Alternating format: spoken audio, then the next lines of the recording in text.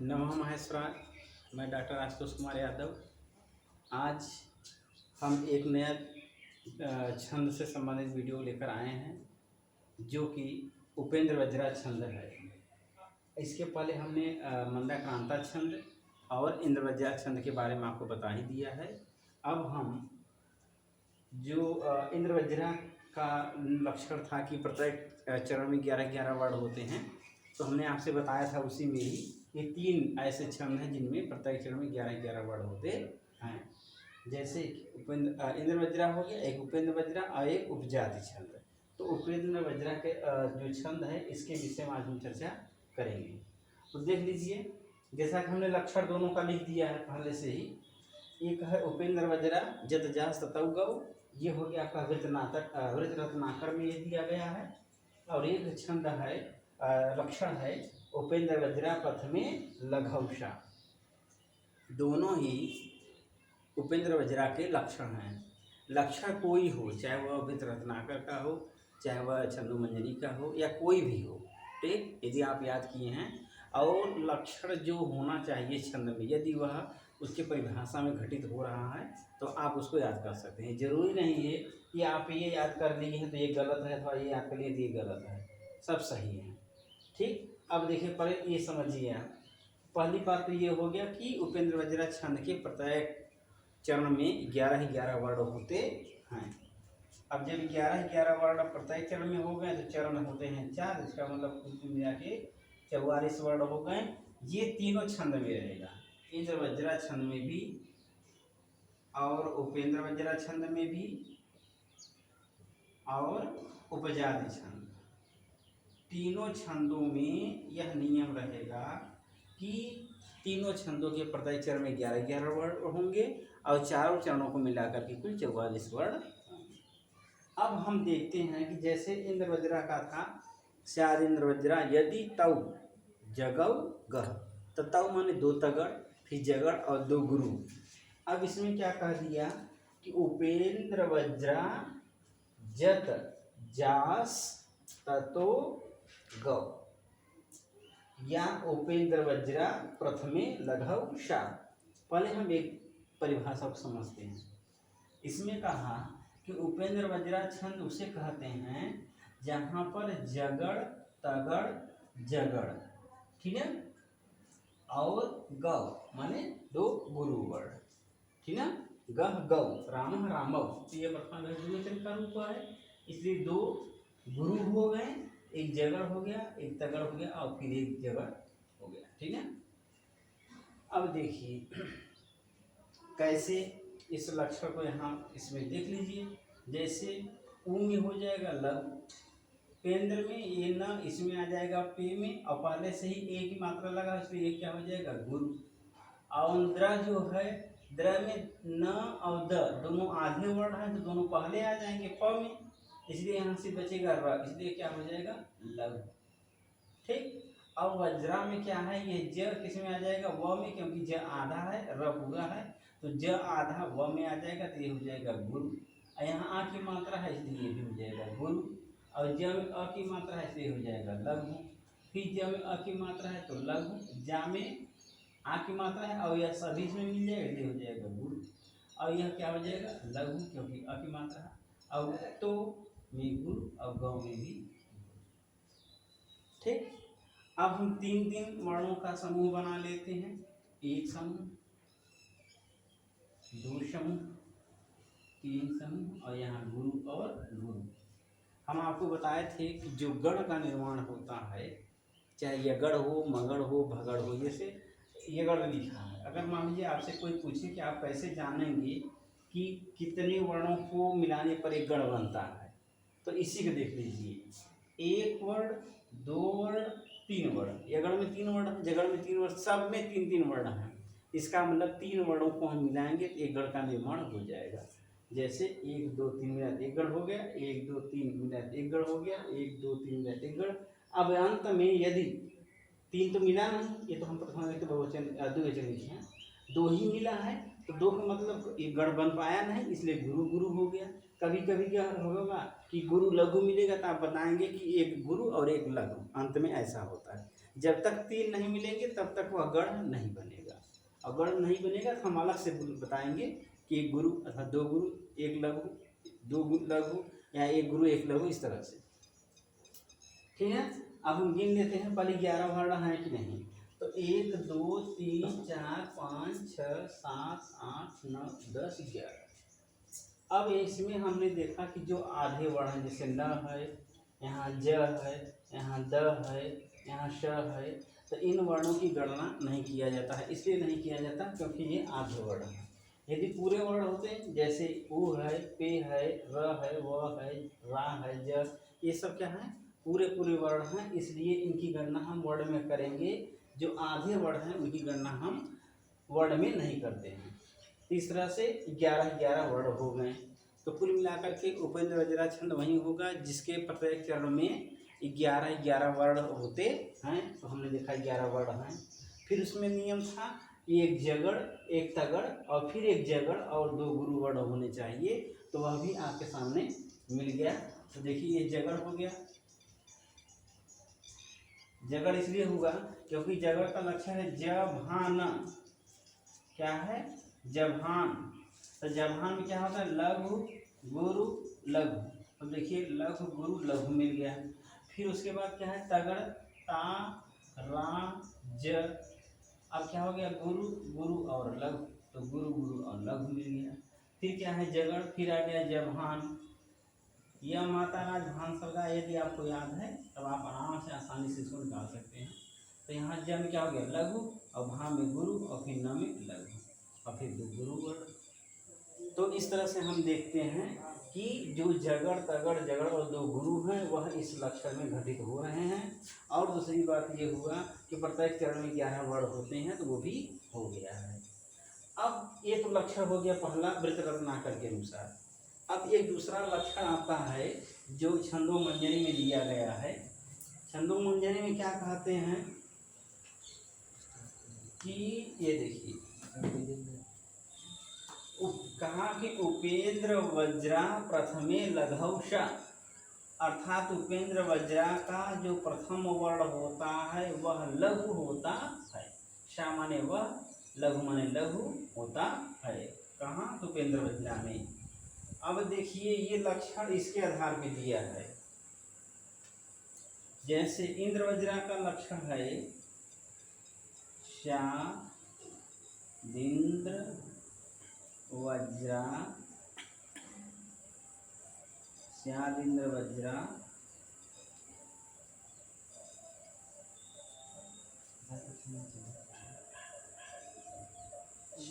श्यादिंद्र वज्रा यदि तौ जगौ गः, यदि तौ जगौ गः, ये लक्षण है इंद्रवज्रा का।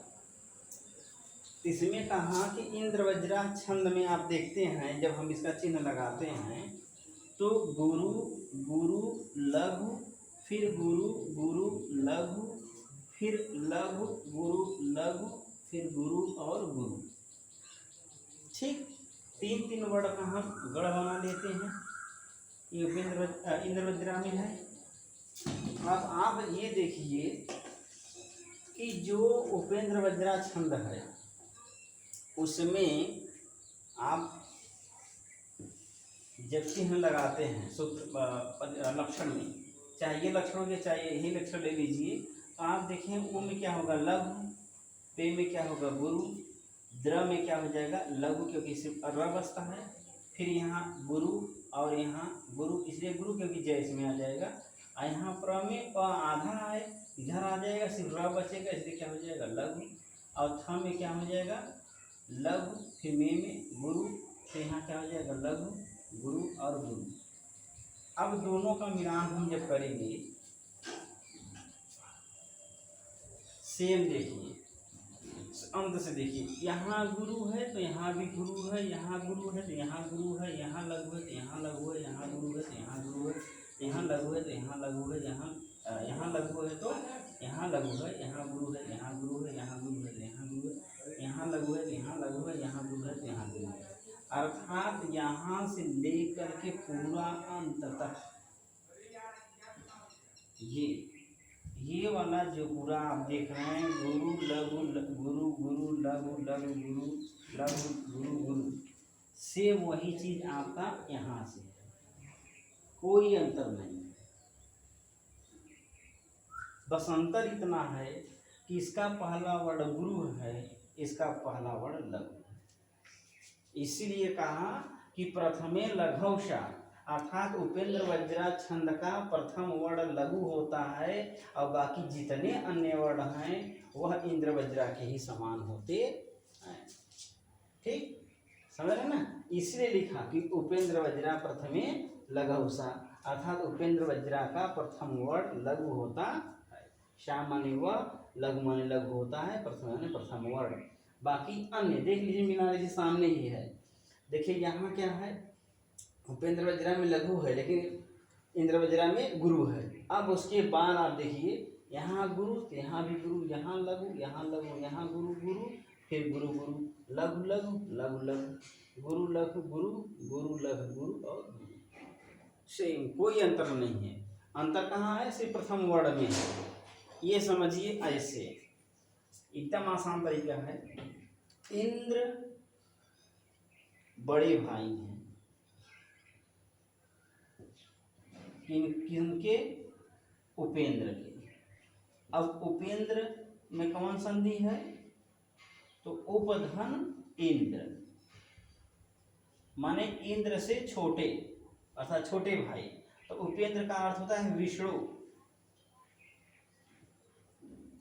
उपेंद्र का अर्थ क्या होता है? विष्णु। इंद्र की माता के गर्भ से विष्णु का भी जन्म हुआ था, इसलिए इनको छोटा माना गया। बाद में जन्म हुआ था इसलिए क्या कहा गया? छोटा भाई उपेंद्र। जब छोटे हुए और ये बड़े हैं तो बड़े भाई के साथ बड़ा अर्थात गुरु और छोटे भाई के साथ छोटा अर्थात लघु। यही अंतर है दोनों में, इसलिए इसने कह दिया कि उपेंद्र वज्रा प्रथमे लघौषा,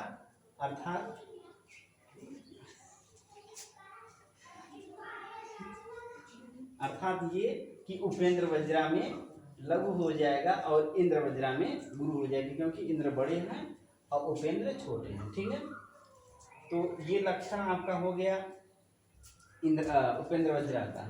ठीक, बस कुछ नहीं, सिंपल सी बात आप समझ लीजिए कि उपेंद्र वज्रा और इंद्र वज्रा में दोनों में कोई अंतर नहीं, दोनों में 11-11 वर्ण होते हैं। बस अंतर इतना है कि उपेंद्र वज्रा का प्रथम वर्ण लघु होता है और इंद्र वज्रा का प्रथम वर्ण गुरु होता है। बाकी सेम जो भी मात्राएं हैं सेम होती हैं और वर्णों की मात्रा तो पहले से ही क्लियर है। ठीक है, तो ये आपका लक्षण हो गया। इन दोनों लक्षणों में से आप कोई भी लक्षण याद कर सकते हैं, जरूरी नहीं कि आप लक्षण याद करिए थोड़ा याद, जो आपको याद हो जाए वो आप याद कर लीजिए। ये सबसे ज़्यादा सरल रहेगा, क्योंकि जब आप इसको याद ही कर लिए तो पहले वाले लघु बना दीजिए, बस उपेंद्र वज्रा हो गया। ठीक है, अब देखिए इसके बाद हम देखते हैं इसका उदाहरण।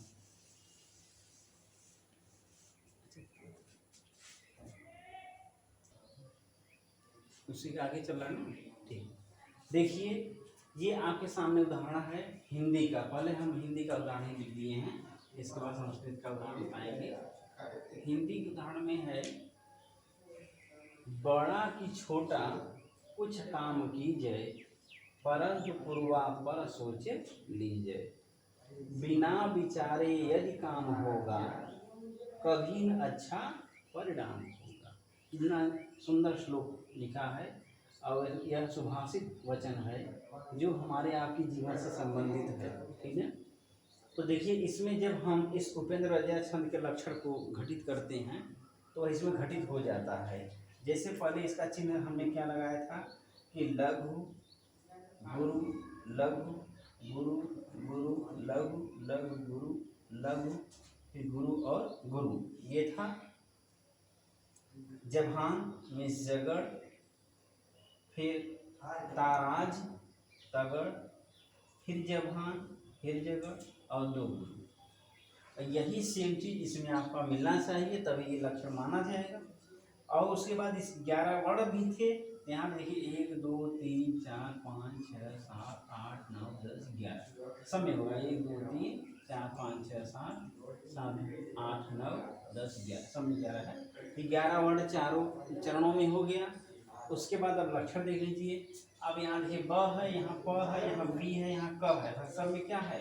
लघु। खेड़ा गुरु, फिर की लघु छोटी है, यहाँ ओ की मात्रा है गुरु, यहाँ फिर गुरु, यहाँ क्या होगा लघु क्योंकि ऊ की मात्रा है, फिर यहाँ छ लघु, यहाँ गुरु, फिर म में लघु, की में गुरु और जय में गुरु। ठीक, लघु गुरु का हम चिन्ह बता ही दिए हैं। तो देख लीजिए एक यहाँ से हो गया गढ़, एक यहाँ गढ़ हो गया, एक यहाँ गढ़ हो गया और यहाँ दो गुरु गढ़ हो गए। ज भान अर्थात जगड़ हो गया, ता रा ज अर्थात तगड़ हो गया, फिर वही जब भान जगड़ हो गया और दो गुरु। सेम कंडीशन आपका जो लक्षण में था वही आपका इस उदाहरण में भी। इसका मतलब ये है कि इस श्लोक में उपेंद्र वज्रा छंद है, क्योंकि उपेंद्र वज्रा छंद का लक्षण घटित हो रहा। ठीक, इसके अतिरिक्त आप कहीं भी किसी भी श्लोक में यदि इस तरह के चिन्ह को पाएंगे या लगाएंगे आप लघु गुरु चिन्ह, इस तरह से मिलेगा 11-11 वर्ण होंगे, तो आप न समझिएगा इसमें कौन सा छंद है, उपेंद्र वज्रा छंद है। ठीक, इंद्र वज्रा छंद में बस इतना अंतर था, यहाँ जो लघु है यही यहाँ गुरु हो जाता है, बाकी सेम हो जाता है। ठीक है, इसलिए क्योंकि इंद्र बड़े हैं तो बड़ा अर्थात गुरु और उपेंद्र अर्थात विष्णु छोटा अर्थात लघु। क्लियर ना। अब देखिए, अब गाने का जो तरीका है आपका जो इंद्र वज्रा छंद का था सेम वही तरीका इसमें भी है, क्योंकि 11 वर्ड उसमें भी थे, 11 वर्ड इसमें भी है। वहाँ भी क्या जो यति है वो अंत में था, यहाँ भी यति अंत में है, मीन्स चरण के अंत में है। तो देख लीजिए, पहला जब हम गाएंगे जो गाने पर था कि मैं जिस दिन बुला दूँ तेरा प्यार दिल से, तो वही है कि उपेंद्र वज्रा जत जास्ततो गौ, उपेंद्र वज्रा जत जास्ततो गौ, उपेंद्र वज्रा जत जास्ततो गौ, उपेंद्र वज्रा जत जास्ततो गौ। बड़ा की छोटा कुछ काम कीजे, परंतु पुरवा पर सोच लीजे, बिना विचारे यदि काम होगा कभी न अच्छा परिणाम होगा। बड़ा की छोटा कुछ काम कीजिए, परंतु पुरवा पर सोच लीजिए, बिना विचारे यदि काम होगा कभी न अच्छा परिणाम होगा। तो ये तो तरीका ये हो गया, इस तरह से हम गा सकते हैं। आइए दूसरा तरीका था कि उपेंद्र वज्रा जत जास्ततो गौ, उपेंद्र वज्रा जत जास्ततो गौ, उपेंद्र वज्रा जत जास्ततो गौ, उपेंद्र वज्रा जत जास्ततो गौ। बड़ा की छोटा कुछ काम कीजिए, परंतु पुरवा पर सोच लीजिए, बिना विचारे यदि काम होगा कभी न अच्छा परिणाम होगा। बड़ा कि छोटा कुछ काम कीजिए, परंतु पुरवा पर सोच सोच लीजिए, बिना विचारे यदि काम होगा, कभी न अच्छा परिणाम होगा। तो देखिए इस तरह से हम इस उपेंद्र वज्रा छंद के उदाहरणों को याद कर सकते हैं और उसके चिन्हों को इस तरह से लगा सकते हैं। अब हम पहचान कर सकते हैं कि किस श्लोक में कौन सा छंद है। ठीक है,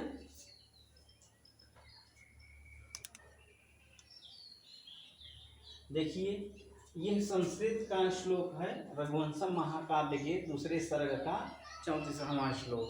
ठीक है, अब इस श्लोक में आप देखिए, यहाँ भी जो आपका श्लोक सामने आपके दिख रहा है उसमें भी उपेंद्र वज्रा छंद का जो लक्षण है वह भी घटित हो रहा है।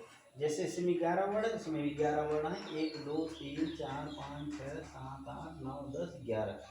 इसमें थोड़ा बड़ा लग रहा है लेकिन फिर भी देखिए 11 है। जैसे 1 2 3 का नहीं गिना जाएगा तो 3, 4 ये नहीं गिना जाएगा, 5 फिर ये नहीं गिना जाएगा तो 6 7 8 9 10। यहाँ सिर्फ ये नहीं गिना जाएगा, ये नहीं गिना जाएगा, सिर्फ गिना जाएगा या, क्योंकि ये भी आधा है ये भी आधा, तो 11। ठीक है, तो 1 2 3 4 5 6 7 8 9 10 11, इस तरह से 11 वर्ड इसमें भी हैं। अब लक्षण देख लीजिए एक बार थोड़ा सा। जैसे यहाँ देखिए लघु जय, अब प्र में प आधा इधर आ गया, इधर कोई वर्ण नहीं, कोई मतलब नहीं निकला, सिर्फ बचा र, इसलिए ये भी लघु हो गया। न लघु है ये है, से में छोटी की मात्रा है लघु। अब यहाँ देखिए अनुस्वार है तो गुरु, अनुस्वार के स्थान होने पर गुरु, फिर म में क्या हो जाएगा लघु, ही में क्या हो जाएगा बड़ी, गुरु, पा में गुरु, फिर इसमें लघु, फिर यहाँ लघु, फिर श्रमेण में श्र में श और र, इन दोनों में लगे श्र बनता है तो स आधा है तो इसमें आ जाएगा, ये हो जाएगा गुरु और यहाँ हो जाएगा लघु और यहाँ हो जाएगा गुरु। और में ऑप्शन होता है कि हम अगर गुरु की जरूरत है गुरु बना सकते हैं, तो इसलिए हम इसको यहाँ गुरु बनाते हैं। ठीक, तो इस तरह से वही लक्षण फिर इसमें भी घटित हो रहा है उपेंद्र वज्रा का, तो इसलिए इसमें उपेंद्र वज्रा लक्षण। अब इसको भी देख लीजिए संस्कृत वाला, सेम उसी तरह से इसको भी गाएंगे जैसे उसको गाए थे। तो देख लीजिए, उपेंद्र वज्रायदितौ जगौगा, उपेंद्र वज्रायदितौ जगौ, अरे उपेंद्र वज्राजत जास्ततो गौ। ठीक उसी बार सुनाएंगे, अलम महीपालतव श्रमेण प्रयुक्तमप्यस्त्रमितो वृथा स्यात्, न पादपोन्मूलनशक्तिरः,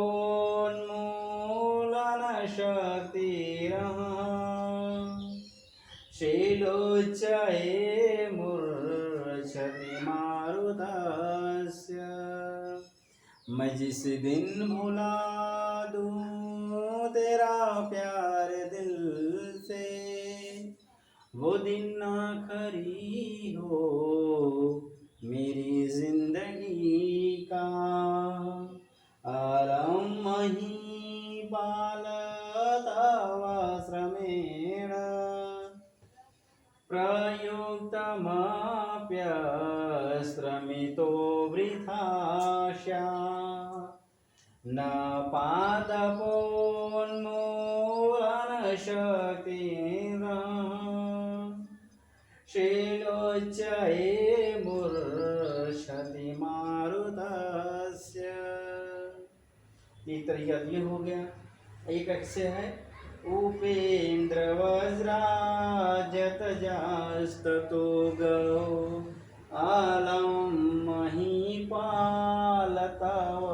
श्रमेण प्रयुक्तमप्यस्त्रमितो वृथा स्यात्, न पादपोन्मूलनशक्तिरः, शीलोच्चये मूर्च्छति मारुतस्य। अलम मही मणिपालतवस्त्रमेण प्रयुक्तमप्यस्त्रमितो वृथा स्यात् न पादपोन्मूलनशक्तिरम्र शिरोच्चये मूर्च्छति मारुतस्य। ठीक, तो इस तरह से हम उपेंद्र वज्रा छंद के श्लोकों को याद कर सकते हैं और उसके लक्षण को भी याद कर सकते हैं। और कोई भी श्लोक हो अथवा पद्य हो उसमें हम इस चिन्ह को यदि लगाने के पश्चात इस तरह से आपका जगड़ तगड़ जगड़ और दो गुरु आ रहे हैं तब उसमें जाएंगे कि उपेंद्र वज्रा छंद है। तो ठीक, तो इसको भी जैसे उपेंद्र वज्रा का आप लक्षण याद किए होंगे, और यदि नहीं याद किए होंगे तो उसको याद कर लीजिए। जो भी हम छंद बता रहे हैं इन छंदों को आप याद कर लीजिए, क्योंकि आपके हिंदी में भी है, संस्कृत में भी, और ये आते भी हैं एग्जाम की दृष्टि से। अब आए ना आए वो बात की बात है, उससे फ़ायदा तो ये होगा आपको गाना गाने में और श्लोक याद करने में बड़ी आसानी हो जाएगी। इसलिए ज़रूर पूरा वीडियो देखा करिए और समझा करिए, और जो अगर आपको अच्छा लगे तो कमेंट ज़रूर किया करिए और अपने मित्रों को बताइए जो तैयारी कर रहे हैं तो वो भी अपना देखें, अच्छा लगे सब्सक्राइब करें। तो बस आज के लिए इतना ही। अब इसको आप गाइए, याद करिए। नमः माहेश्वराय।